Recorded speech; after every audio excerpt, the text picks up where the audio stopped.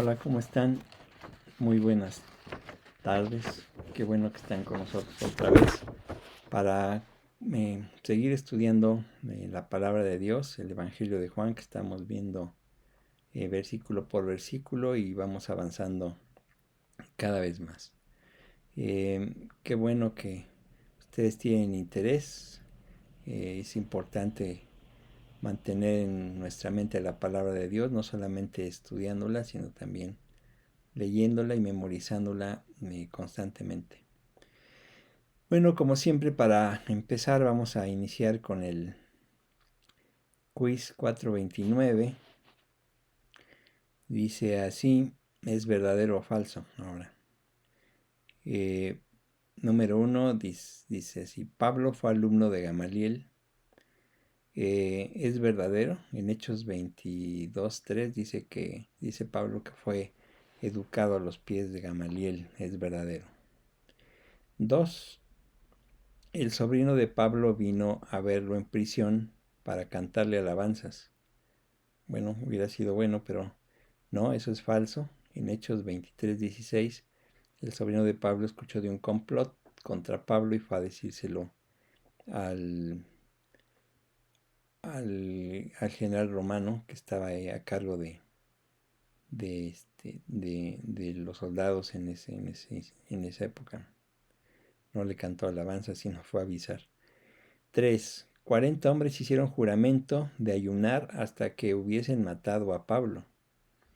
En Hechos 23:13 dice que más de 40, o sea, estrictamente hablando sería falso.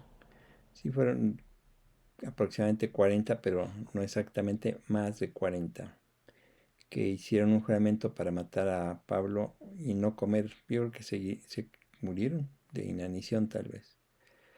4. Tértulo persiguió a Pablo hasta Cesarea.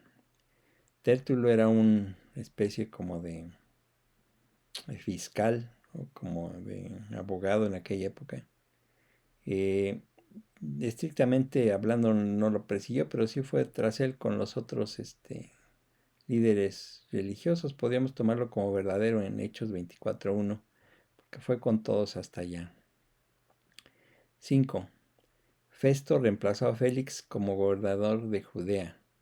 Eso es verdadero. En Hechos 24:27 dice que Félix le dejó el puesto a Festo. 6. Félix tenía un interés genuino por escuchar a Pablo. Bueno, en realidad no tenía interés, le gustaba escucharlo, pero no por interés genuino en lo que decía, sino buscaba que Pablo le diera dinero para soltarlo. En Hechos 24:26 dice así eso y por lo tanto es falso. 7. Euroclidón era el nombre de un dios falso. No era el nombre de un dios falso, es falsa la aseveración porque en Hechos 27:14 nos dice que era un viento huracanado que se levantaba en el Mediterráneo. 8. Una serpiente mordió a Pablo y éste se hinchó. Bueno, en Hechos 28:6 dice que sí lo mordió y la gente esperaba que se hinchara, pero nunca se hinchó. 9. Pedro y Jacobo sanaron a un paralítico en la puerta hermosa del templo.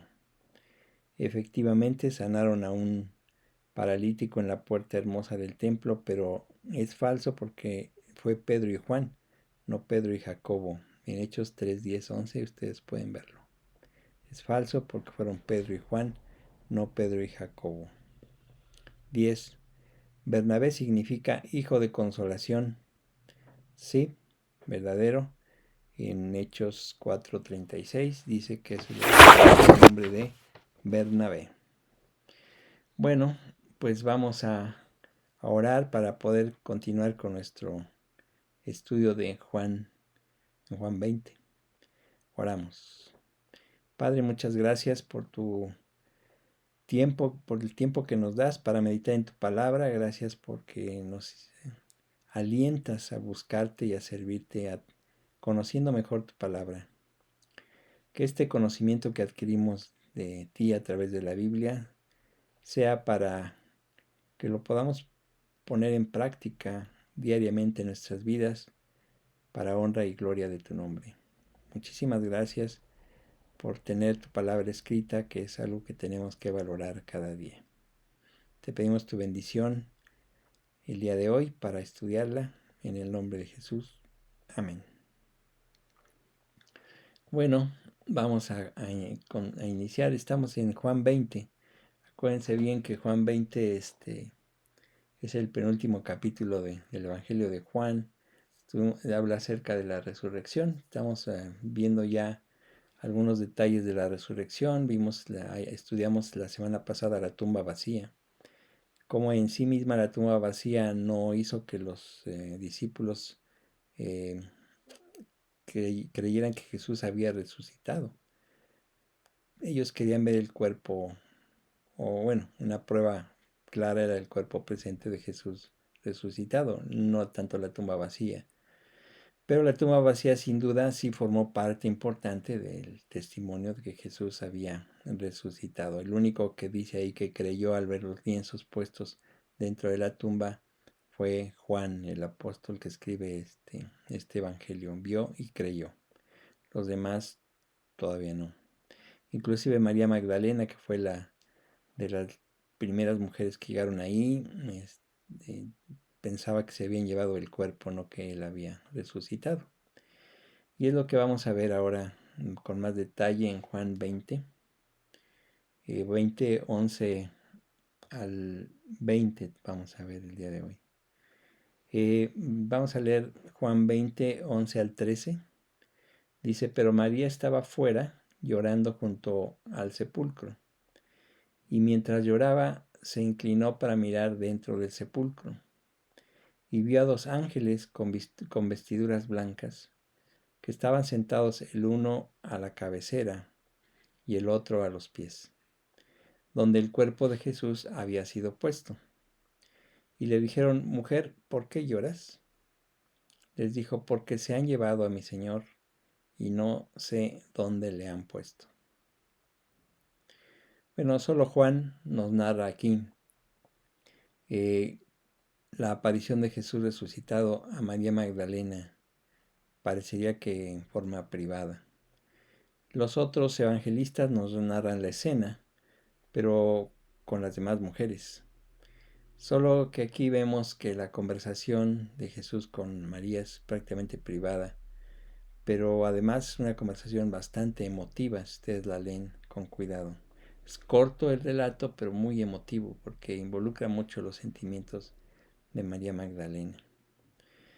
En ocasiones leemos el relato en forma mecánica, si acaso con cierta emoción, pero debemos de pensar cuando leemos esto en lo que María Magdalena sentía en ese momento. La persona que la había sanado, que le había curado, que había estado poseída por 7 demonios y el Señor la había sanado, que era en realidad el que la había guiado también durante los últimos 3 años y lo había escuchado y lo había visto actuar. Esa persona ahora ya no estaba. Y si no estaba, y seguramente ella pensaba que si era de alguna manera el Mesías, pues imagínense el sentimiento en la persona en que ella tenía tanta esperanza, de repente ya no estaba. Había muerto en la cruz y ahora para colmo, pues ya no había cuerpo.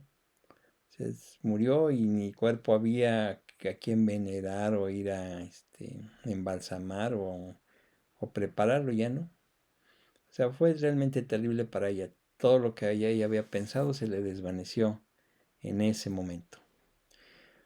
Podemos ver aquí que aquellos que aman a Cristo fervientemente como ella y constantemente están siguiéndolo, son los que mayores privilegios reciben de Cristo.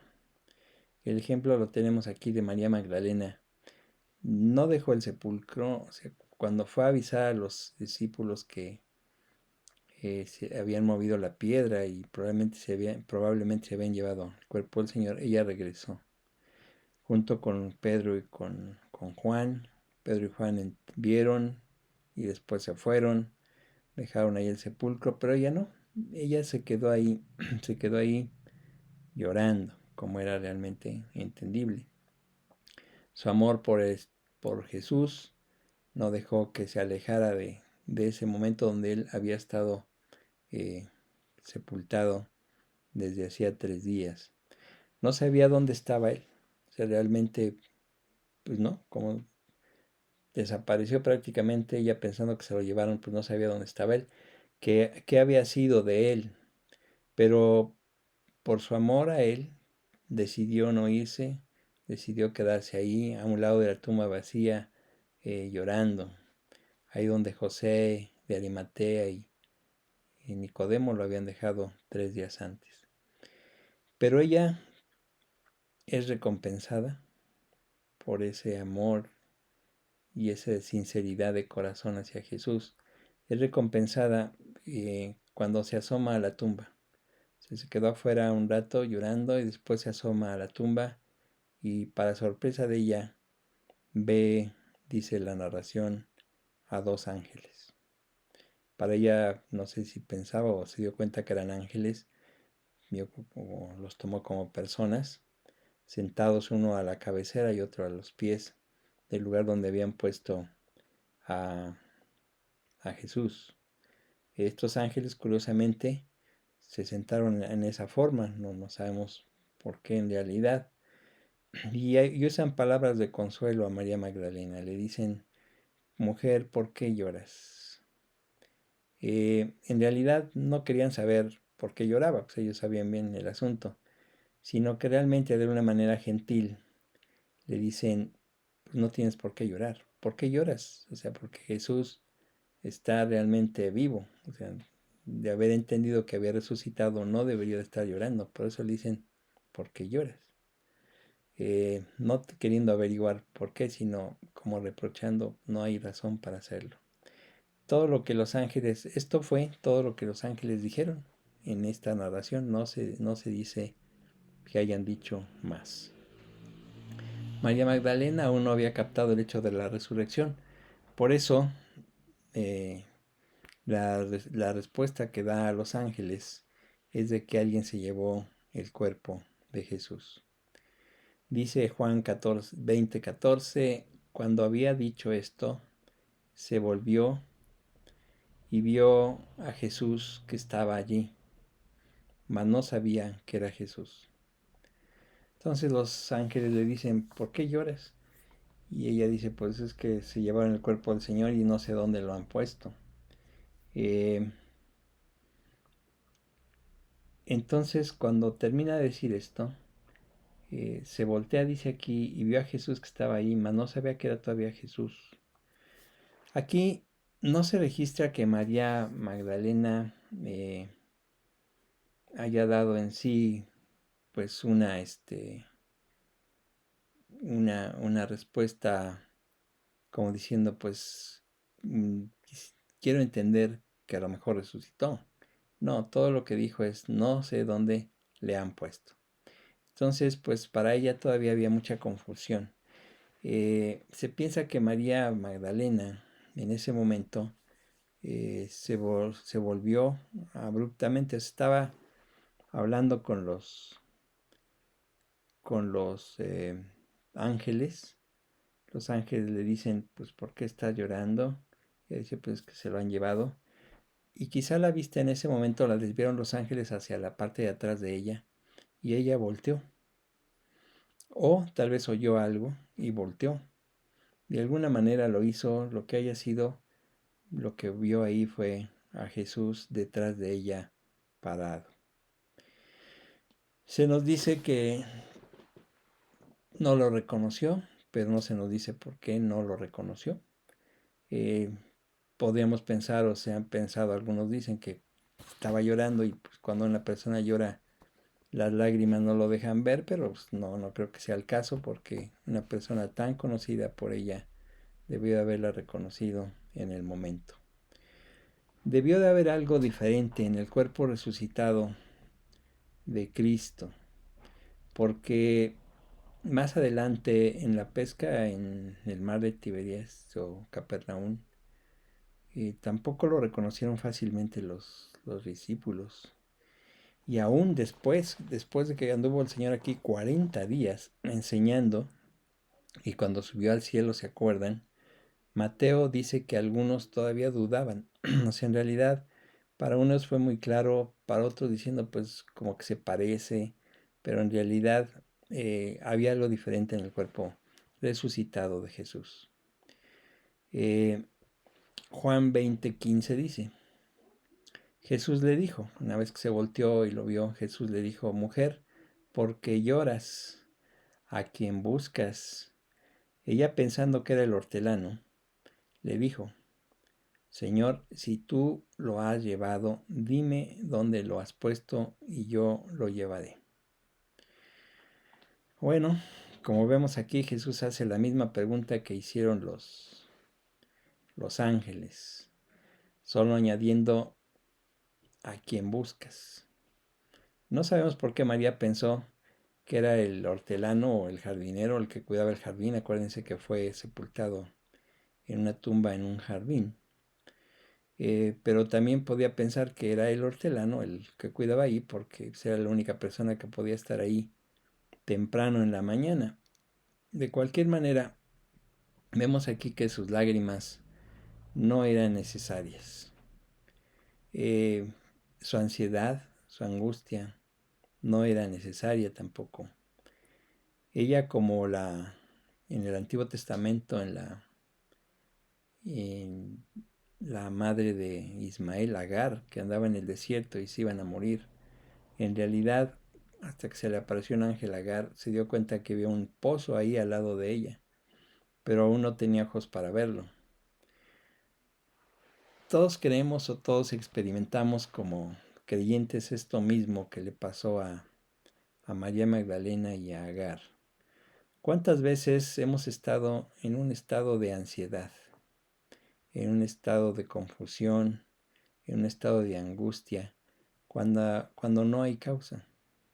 O sea, ¿cuántas veces nos lamentamos por la ausencia de cosas que nunca suceden?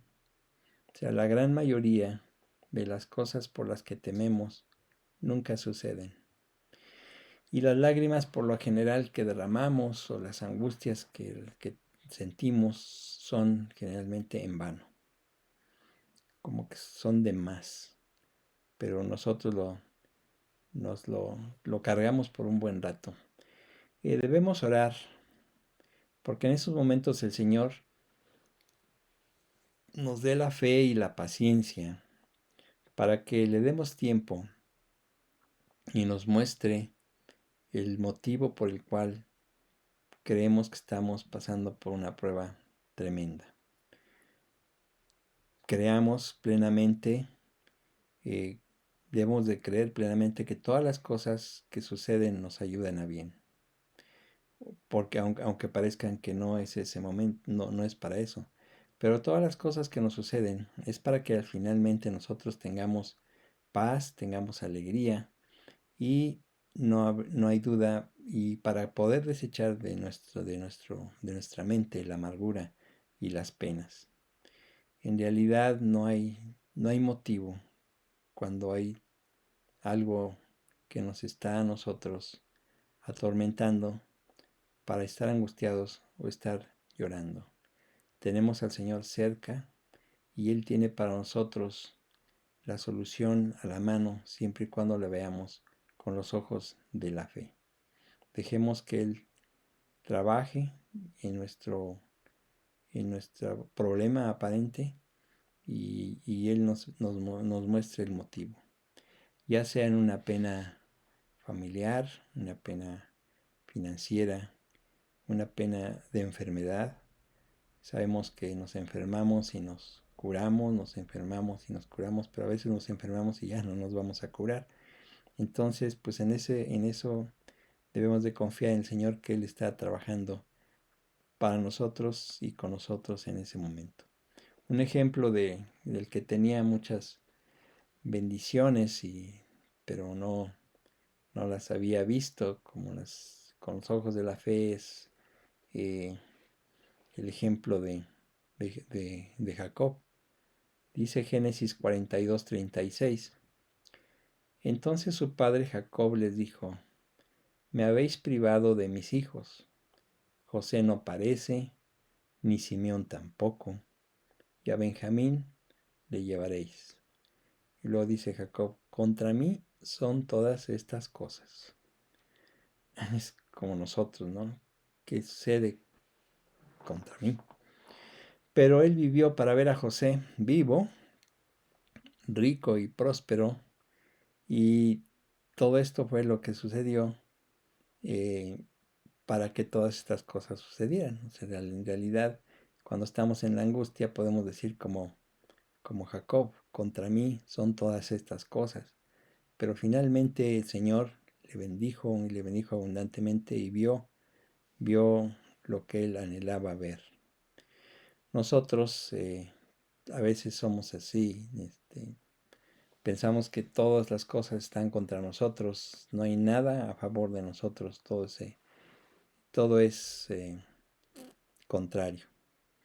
Pero no sabemos que el Señor tenga más adelante alguna solución, obviamente para tu beneficio, para tu gozo, tu paz, o finalmente te llevará si es una enfermedad terminal, una enfermedad difícil, pero todo está trabajando para tu bien.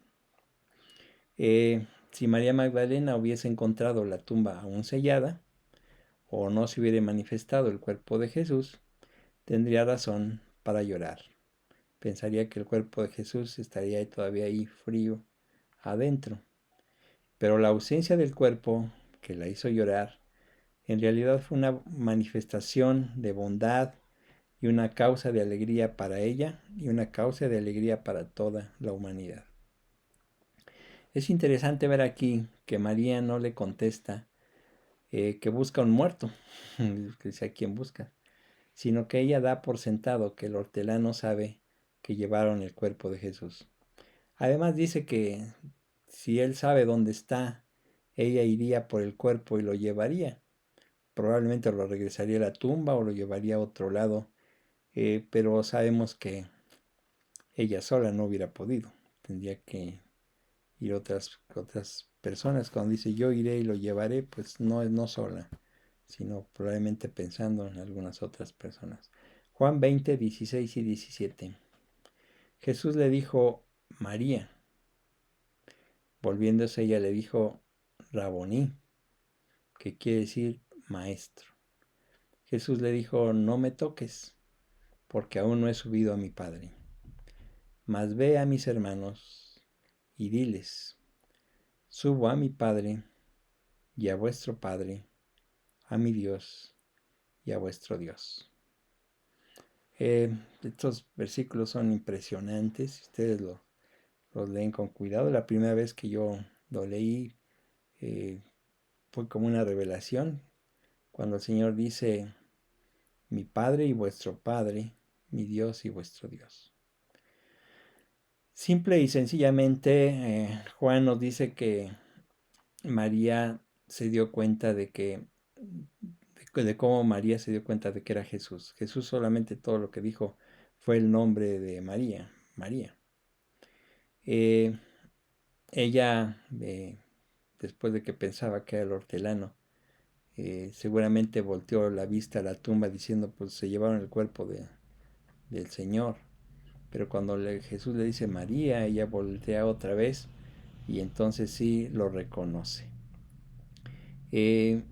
La voz de Jesús diciendo su nombre captó su atención totalmente, porque sabemos que el buen pastor, cuando él habla, sus ovejas oyen su voz y lo siguen. De la misma manera que le dijo a María por su nombre, cuando el Señor nos habla, nosotros reconocemos su voz y lo seguimos. Raboni o Raboní o Raboni, que es una palabra que significa maestro, como dice ahí, por lo general no se usaba mucho en las conversaciones, sino en las oraciones. En las oraciones para referirse a Dios, era lo que se acostumbraba. Algo parecido a la respuesta que más tarde Tomás hace y que dice mi Señor y mi Dios, en ese sentido, pero no era muy común. Pero aquí lo dice María Magdalena como ya entendiendo bien, ¿no? Es Dios mismo aquí, Jesús. Jesús dijo, no me toques. Ah, este es un dicho interesante, pues podemos suponer que María Magdalena se abalanzó para abrazarlo, o como hicieron las demás mujeres después a los pies de él.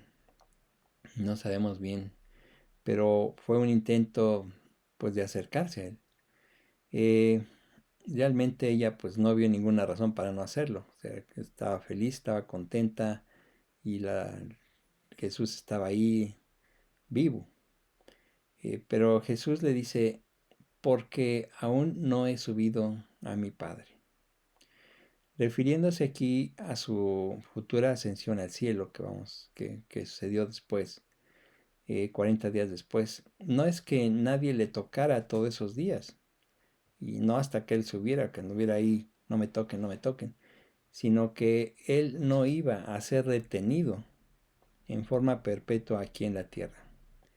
De hecho, el sentido más bien de no me toques, porque aún no he subido a mi Padre, no me retengas porque yo tengo que ir a mi Padre. Es el sentido de este pasaje. Jesús repentinamente le desvía la atención a María Magdalena, que María Magdalena está pues sorprendida y contenta de verlo ahí, pero Jesús le dice en ese momento, sí, aquí estoy, pero ve a mis hermanos. O sea, realmente tienes una labor que hacer, una tarea que llevar a cabo. Ve a mis hermanos y diles, subo a mi Padre y a vuestro Padre, a mi Dios y a vuestro Dios. Realmente, como les decía, este pasaje, estas palabras realmente unas palabras impresionantes y alentadoras. Pues en este dicho de Jesús en el que vemos que somos hermanos de Cristo y tenemos el mismo Padre, es maravilloso saber que todo lo que Él es y todo lo que Él tiene es nuestro. O sea, entender eso y captar esto es muy importante, porque es la posición en la que estás, es muy privilegiada. Todo lo que Jesús tiene y todo lo que Él es nuestro. O sea, realmente difícil de entender, pero es cierto. Entonces, para nosotros es verdaderamente un triunfo. Esto que Jesús le dice a María Magdalena muestra en realidad lo misericordioso que es el Señor Jesucristo. Pues fíjense, ustedes saben, 3 días antes los discípulos lo abandonaron, quedaron confundidos y se fueron. Pero ahora, al decirle a María Magdalena que vaya y le diga esto a sus discípulos, Cristo actúa como si todo lo hubiese ya perdonado y olvidado. Esto haría que los discípulos en realidad sanaran las heridas de su conciencia, recobraran el valor que tuvieron antes y en realidad tenían que ser, obviamente fueron restaurados. Como vimos en el estudio pasado, una de las pruebas importantes de la resurrección de Cristo fue las vidas cambiadas de los discípulos.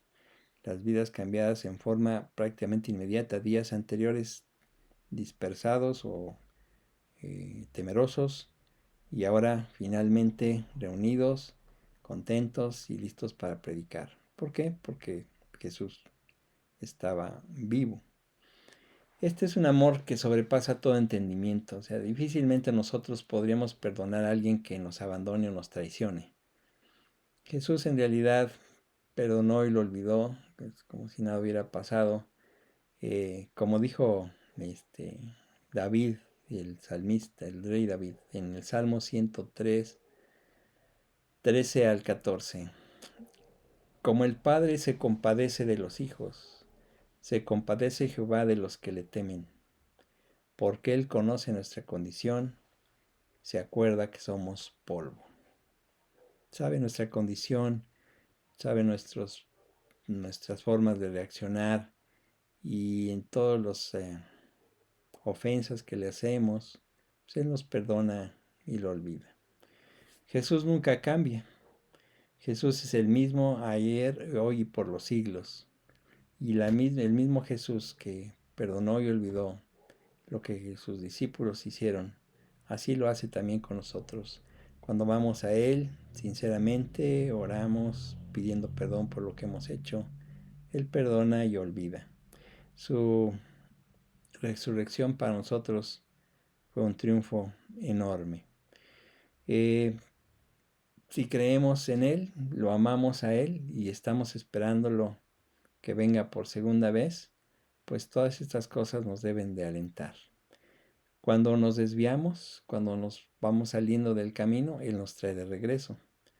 Cuando caemos, Él nos levanta. Nunca negará lo que dijo. El que a mí viene, no le echo fuera. Eh, Realmente, como dice ahí también en el Salmo 3, en el versículo 10, no ha hecho con nosotros conforme a nuestras iniquidades, ni nos ha pagado conforme a nuestros pecados. Y gracias a eso, porque si fuera así estaríamos perdidos. El ejemplo aquí de María Magdalena es muy interesante, porque esas lágrimas, esas angustias que ella tuvo, fueron inútiles y demás. Eh, Igual nosotros, en momentos difíciles de angustia, pues el Señor está con nosotros a un lado. Como dice aquí, se acuerda que somos polvo y nosotros pues, nos sentimos mal, pero hay que recuperarnos y hay que mantener la calma en ese momento y orar, hincarnos, pedirle a Dios por eh, la solución del problema por el que estamos pasando, por la paz que requerimos en ese momento. El apóstol Pablo en sus cartas decía, gracia, misericordia y paz a vosotros del Señor Jesucristo, porque es lo que necesitamos eh, todos los días. Todos los días lo necesitamos a Él a cada momento. Después de esto, pues María Magdalena fue a decir lo que Jesús le había encomendado para decir estas cosas a los discípulos. Eh, la resurrección de Jesucristo es muy importante porque si Cristo no hubiese resucitado, pues no tendríamos salvación. La salvación viene de la muerte y de la resurrección de Cristo para todo aquel que en Él cree. Todo aquel que en Él cree no se pierde, mas tiene vida eterna. No dice todo aquel que se porte bien o cumpla con los 10 mandamientos. Todo aquel que en Él cree no se pierde, mas tenga vida eterna. Pero para creer, nosotros tenemos que entender que tenemos pecado, que somos pecadores, que nuestra vida deja mucho que desear, que tenemos eh, una vida terrible que no nos deja ir al cielo el día que fallezcamos. Para eso vino Cristo, para dar su vida por nosotros en la cruz del Calvario y perdonar nuestros pecados. Si no, Cristo no hubiera venido y hubiera dejado que nosotros nos salváramos por nuestros propios medios, pero no podemos. Si tú entiendes que has pecado, si tú entiendes que estás lejos de Dios, que estás cerca de una religión, pero no cerca de Dios, pues entonces arrepiéntete, cree en lo que Jesús hizo y entonces te salvarás. ¿Por qué tan sencillo? Porque de otra manera no se puede hacer.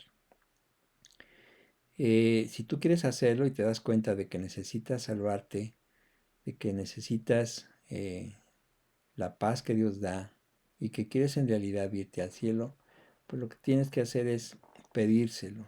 Con el corazón se cree para justicia, pero con la boca se confiesa para salvación. Si quieres hacerlo, te invito a que tú lo hagas donde quiera que estés. Te guío en una oración para que tú lo hagas y de esta manera puedas pasar, dice la Biblia, de muerte a vida. Vamos a orar donde quiera que estés, puedes repetir lo que yo diga, como yo alguna vez así lo hice. Señor Dios, entiendo este día que tengo pecado, pero también entiendo que necesito de ti para salvación. Me arrepiento de mi pecado, me arrepiento de mi maldad y creo lo que Jesús hizo por mí en la cruz del Calvario, derramando su sangre para perdón de mis pecados.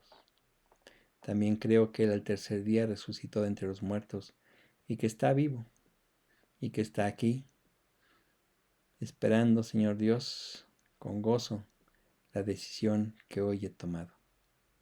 Creo lo que has dicho porque tu palabra lo dice. Desde ahora tengo a Jesús como mi Salvador y mi Señor. Lo creo por lo que tu palabra lo dice en Cristo Jesús. Amén.